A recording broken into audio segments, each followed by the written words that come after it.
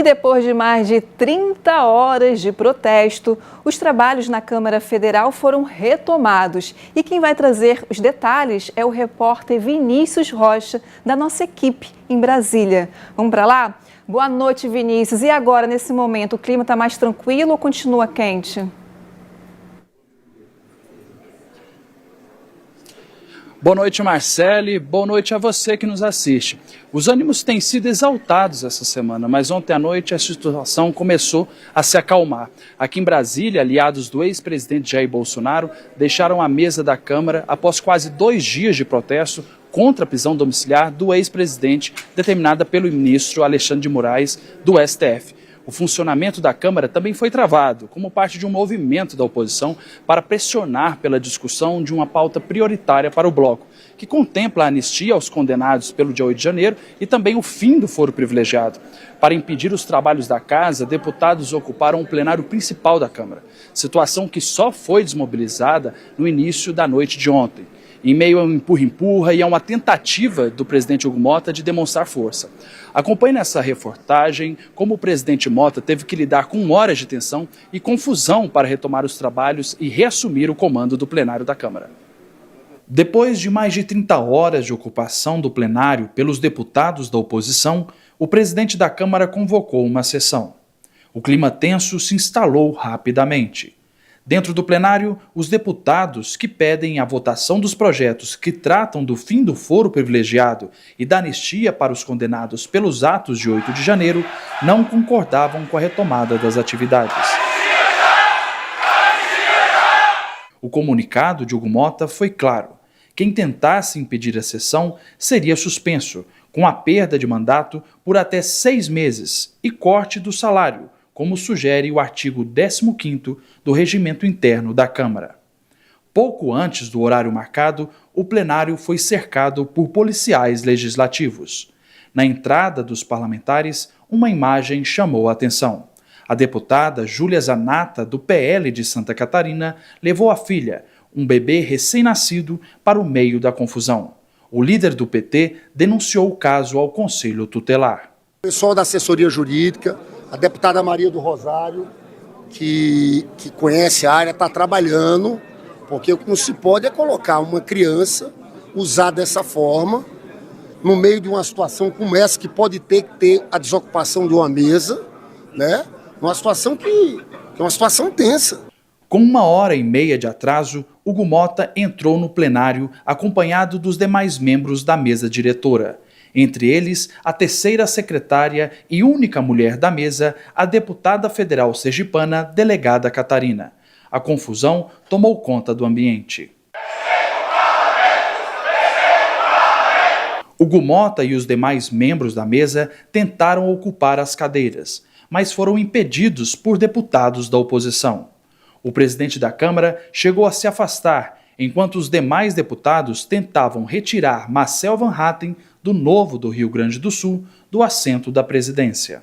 É uma das cenas que vão ficar para a história, que mancham a história do parlamento, mancham a história do nosso país, porque quando o parlamento se cala é onde a ditadura se instala.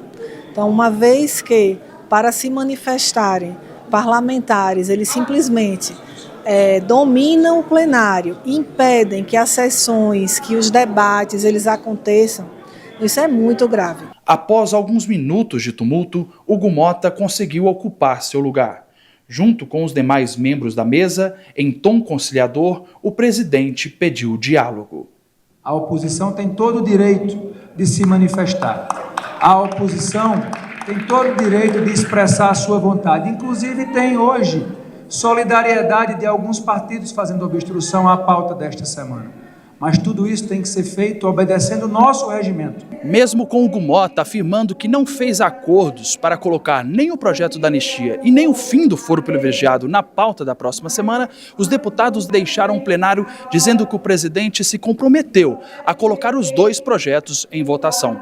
Ainda assim, afirmaram não estar satisfeitos, porque, segundo eles, essa promessa já havia sido feita antes mesmo da eleição de Motta à presidência da casa. A deputada delegada Catarina lamentou a situação. Os poderes eles têm que ser respeitados e nós precisamos avaliar isso. E o local correto e o local onde fomos legitimamente eleitos pelo povo é aqui, é a casa do povo. Então ninguém pode nos calar.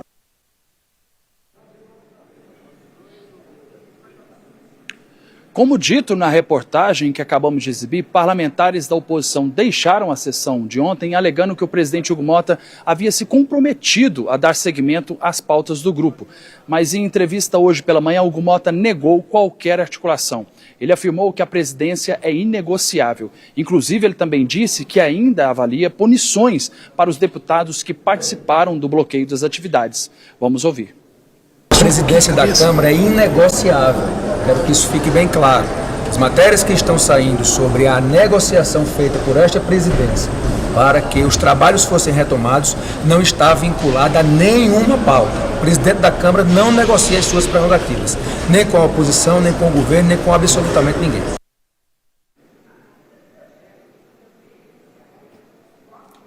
E uma informação que chegou agora há pouco, já quando estávamos aqui ao vivo, é que o deputado federal João Daniel, do PT de Sergipe, protocolou um pedido na mesa diretora para suspender o mandato de alguns parlamentares que participaram da ocupação do plenário. O pedido foi feito contra vários deputados do PL e para que o processo tenha andamento, a mesa precisa dar o seu parecer. Caso contrário, será arquivado e não será encaminhado ao Conselho de Ética. E no Senado Federal, Davi Alcolumbre demorou um pouco mais para reabrir os trabalhos.